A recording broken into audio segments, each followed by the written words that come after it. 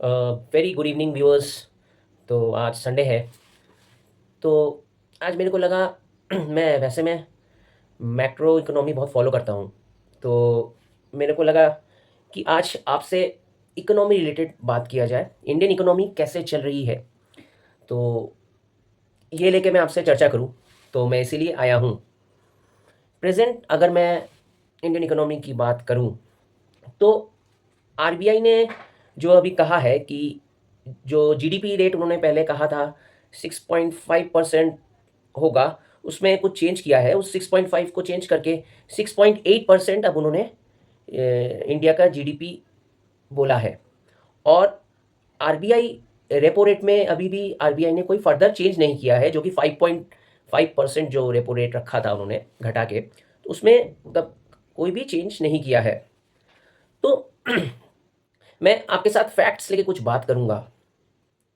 Indian economy में अभी जो एक प्रॉब्लम दिख रहा है वो है बॉन्ड यील्ड के जो रेट थे, बॉन्ड यील्ड के स्तर बढ़ते ही जा रहे हैं। बॉन्ड यील्ड रेट्स इंडिया में अभी बढ़ रहे हैं, जो कि ये एक अच्छा लक्षण नहीं है।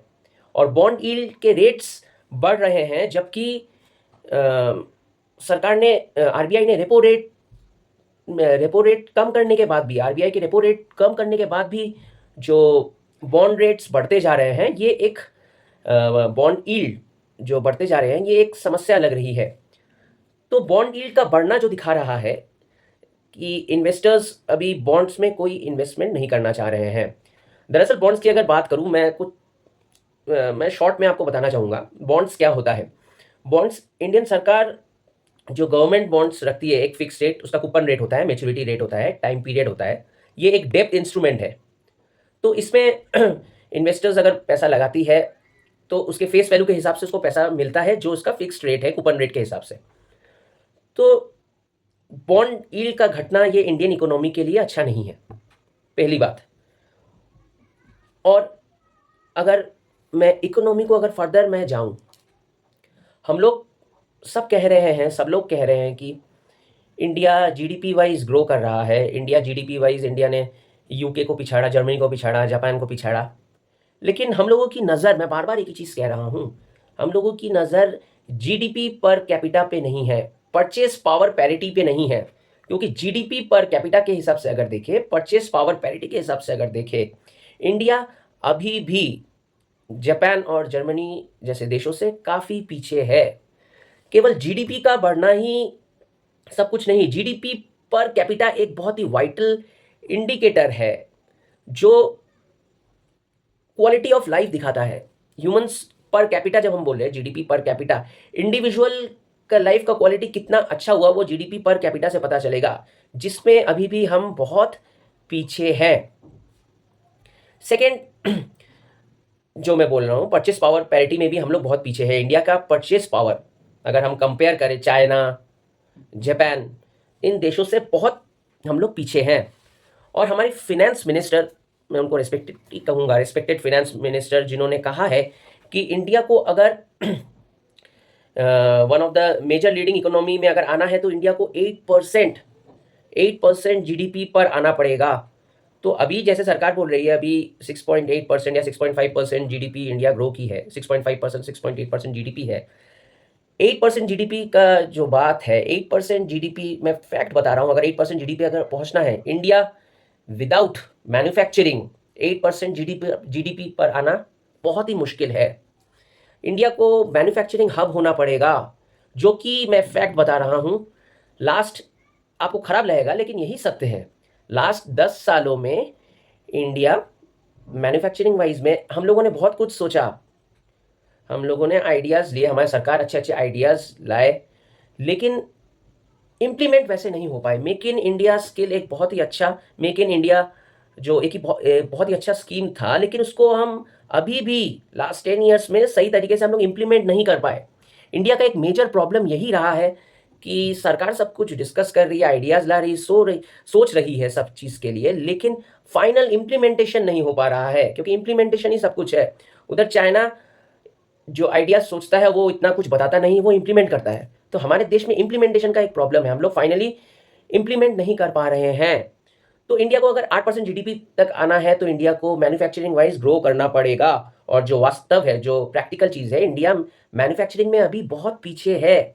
इंडिया सर्विस वाइज ग्रो किया है, लेकिन इंडिया को ये भी सोचना पड़ेगा, सर्विस सेक्टर से हमारी इकोनॉमी कभी भी ग्रो नहीं कर पाएगी। किसी भी देश की इकोनॉमी को अगर ग्रो करना है, वो पूरी तरीके से उसकी डिपेंडेंसी उस देश की मैन्युफैक्चरिंग पे होती है, उस देश की मैन्युफैक्चरिंग पे होती है। मैं थोड़ा सा अगर मैं चाइना की बात करूं, आज हम लोग बोलते हैं लास्ट 30 साल 40 साल पहले यूएसए चाइना से इकोनॉमिकली स्ट्रांग था, आगे था। लेकिन चाइना ने यूएसए को कैसे बीट किया, आप अगर देखिएगा, लास्ट जो चाइना ने बहुत अच्छी स्ट्रेटेजी की, उनको सेक्रीफाइस करना पड़ा इसके लिए बहुत। जो चाइना ने किया, चाइना ने लास्ट 10 सालों में उन्होंने अपने मैन्युफैक्चरिंग पे बहुत कैपिटल इन्फ्यूज किया। चाइना ने जो फॉलो किया, जो कि हमारे पुराने बिजनेसमैन, जो मारवाड़ी बिजनेसमैन है, वो फॉलो करते हैं ये चीज़। अगर आप देखिएगा, उन्होंने मैन्युफैक्चरिंग बिजनेस पे वो कैपिटल इन्फ्यूज करते गए। उन्होंने मार्जिन को नहीं देखा, उन्होंने कई साल तक मार्जिन को सेक्रीफाइस किया, मार्जिन कम होता गया, लेकिन मार्जिन को उन्होंने इग्नोर किया। इससे क्या क्या हुआ, जो वो कैपिटल इन्फ्यूज करते गए, सबसे अच्छी चीज उन्होंने अपने देश में ही सप्लाई और डिमांड का जोन बढ़ा दिया। तो वो मैन्युफैक्चरिंग वाइज से इतना आगे निकल गए, उनके देश में सप्लाई और डिमांड का जोन जब बढ़ गया, तो उसी से उनकी इकोनॉमिकली वाइज ग्रो करते गए। तो इसके कई सेक्रीफाइस भी हुए। आप अगर देखिएगा, चाइना इकोनॉमिकली ग्रो कर रहा था 20 साल, लास्ट 15-20 साल से, लेकिन उनके इक्विटी मार्केट्स, जिस हिसाब से उनकी इकोनॉमी ग्रो कर रही थी, उस हिसाब से इक्विटी मार्केट्स नहीं ग्रो किए। लेकिन आज चाइना जिस जगह पर है, चाइना को मैं अगर बोलूँगा अगर इकोनॉमिकली स्ट्रांग कोई देश है पूरे वर्ल्ड वाइड में, अगर देखिएगा, चाइना का आमना सामना कोई नहीं कर पाएगा। जिस लास्ट 20 सालों में जो यूएसए की गलती रही, यूएसए मार्केटिंग और ब्रांडिंग पे भी अटक के रह गया। उन्होंने सोचा कि हम तो मैन्युफैक्चरिंग करवा लेंगे, हम लोग ब्रांडिंग और मार्केटिंग बस हम लोग को वही मेन है, उसी से। और उधर चाइना ने पूरा मैन्युफैक्चरिंग में काम किया, मैन्युफैक्चरिंग पे पूरा फोकस किया, उनको टाइम लगा, 20 साल लग गया। ये प्लानिंग एक दिन में नहीं होता है। तो आज चाइना किधर है, आप देख ही सकते हैं। तो इंडिया को, जिस हिसाब से इंडिया ट्रिलियन इकोनॉमी के बारे में सोच रही है, लीडिंग पावर इकोनॉमिकली स्ट्रांग होना चाह रही है, तो उस हिसाब से अभी जो प्रेजेंट कंडीशन है, जिस हिसाब से, तो जैसा लग रहा है उसको अचीव करना मुश्किल है। अगर अचीव करना चाहेगी भी, इंडिया को मैन्युफैक्चरिंग हब बनना पड़ेगा। और मैन्युफैक्चरिंग हब बनने के लिए इंडिया अगर अभी से चालू करती है तो टाइम लगेगा, नेक्स्ट 15 to 20 ईयर्स टाइम लगेगा, एक दिन में नहीं हो सकते, क्योंकि बहुत कैपिटल इन्फ्यूज करना पड़ेगा मैन्युफैक्चरिंग वाइज में। तो मैं यही कह रहा हूं, कुछ जो मेजर कुछ गलती रह गई लास्ट 10 सालों में, अगर मैं बात करूं, इंडिया सरकार ने इंफ्रास्ट्रक्चर पे बहुत काम किया। सरकार ने इंफ्रास्ट्रक्चर में काम किया, रोडवेज बने, टनल्स हुए। जो मेन दो गलती हो गई, देखिए, मैं गलती नहीं है, मेरे को लग रहा है, मैं आपके पास रख रहा हूँ, मैं इकोनॉमिकली बात को मैं समझता हूँ, और जो मेरे को लगता है वो आपके सामने रखता हूँ। मेन चीज़ कहाँ गलती हो गई कि लास्ट 10 सालों में इंडिया, जो मैंने सोचा था, एजुकेशन पर कोई काम नहीं हुआ। एजुकेशन सेक्टर पर इस सरकार ने कुछ नहीं किया, एजुकेशन सेक्टर में कुछ नहीं कर पाया, क्योंकि और एक हो गया हेल्थ केयर सेक्टर में। अगर मैं बात देखूँ, लास्ट हेल्थ केयर सेक्टर में अभी इस साल बजट में इसीलिए लाया, लास्ट 10 सालों में जिस हिसाब से हेल्थ केयर सेक्टर पे खर्चा होना था, करना चाहिए था, उस हिसाब से नहीं हुआ। तो ये एजुकेशन सेक्टर, ये एजुकेशन पर मैं क्यों ध्यान दे रहा हूँ, एजुकेशन और हेल्थ केयर एक ऐसी चीज़ है जो किसी भी देश में सोशल अपलिफ्टमेंट लाती है। तो आपके देश की अगर इकोनॉमी ग्रो करनी है तो सोशल अपलिफ्टमेंट भी बढ़ना चाहिए। आप अगर आपकी जीडीपी बढ़ती जा रही है, आप अगर सोशल अपलिफ्टमेंट नहीं आ रहा है, तो आप इकोनॉमिकली कभी भी ग्रो नहीं कर पाएंगे। इंडिया में प्रॉब्लम यही है, अनइवननेस का। इंडिया ग्रो किया है, इंडिया के जीडीपी बढ़ा है, लेकिन आप ये भी नहीं देख रहे, अनइवननेस रहा है। मैं जीडीपी पर कैपिटा की इसीलिए मैं बात कर रहा हूँ। वो आप 2-3 लोग अगर अदानी अंबानी का सोच रहे हैं, उन लोग बढ़े हैं, लेकिन कॉमन पब्लिक का सोशल अपलिफ्टमेंट हुआ है, उस हिसाब से आप देखिए। हाँ, आया है, लेकिन जिस हिसाब से ग्रो करना चाहिए था, जिस हिसाब से सोशल अपलिफ्टमेंट आना चाहिए था, उसमें हम लोग थोड़ा पीछे रह गए। क्योंकि अभी मैं बोलता हूँ, इंडिया की इकोनॉमी में हमेशा से ही 2 प्रॉब्लम रही है। एक है lack of education, lack of quality education, and lack of health care infrastructure. आज हम जब अनएम्प्लॉयमेंट की बात करते हैं, अनएम्प्लॉयमेंट क्यों नहीं, अनएम्प्लॉयमेंट की जब हम बात कर रहे हैं, इंडिया में क्यों अनएम्प्लॉयमेंट है, ये अगर सोचिएगा आप, देखिए अनएम्प्लॉयमेंट क्यों है। अनएम्प्लॉयमेंट का मेजर कारण ये है कि lack of education. Urban areas में तो एजुकेशन, लेकिन रूरल एरियाज में प्रॉपर एजुकेशन सिस्टम क्या आ पाया है अभी भी? बहुत से जगह पे आप देखिएगा सरकारी स्कूल बंद हो जा रहे हैं। सरकारी स्कूलों में क्वालिटी एजुकेशन क्यों नहीं है, जब राइट टू एजुकेशन, सबको अच्छी शिक्षा मिलने का हक है। तो क्वालिटी एजुकेशन जिनके पास पैसा है, बहुत बड़े लोग हैं, उनको क्वालिटी एजुकेशन मिल रहा है, और लोअर क्लास जो है उनको क्यों नहीं क्वालिटी एजुकेशन मिल रहा है? एजुकेशन तो सबको एक ही मिलना चाहिए। तो जितना भी आप बोलिए, पहले भी सरकार थी, ये एजुकेशन पर काम नहीं हुआ है। सेकेंड जो गलती हुई वो है एमएसएमई। एमएसएमई की मैं बात करूं, स्मॉल स्केल इंडस्ट्री का कमर टूट गया। डीमोनेटाइजेशन अच्छे के लिए ही किया था। ब्लैक मनी, पता नहीं कितना ब्लैक मनी आया, आप ही लोगों को पता है। जिनके पास असली ब्लैक मनी था रियल स्टेट में चला जाता है, रियल स्टेट से तो मनी वाइट नहीं कर पाए। हाँ, टेररिज्म के पैसे की हम लोग बात कर रहे थे। टेररिज्म फंडिंग हो सकता है बंद हुआ हो, लेकिन उसके बाद भी तो टेररिज्म कंटिन्यू हुआ। तो मैं डिमोनेटाइजेशन को खराब नहीं कर रहा हूँ, खराब नहीं कहना चाह रहा हूँ। सरकार ने किसी सोच के, किसी पॉजिटिवली अच्छे चीज़ के लिए ही किया होगा। लेकिन डिमोनेटाइजेशन के बाद जो सबसे ज़्यादा इफेक्ट हुआ हमारे स्मॉल स्केल इंडस्ट्रीज पर, एमएसएमई के कमर टूट गए।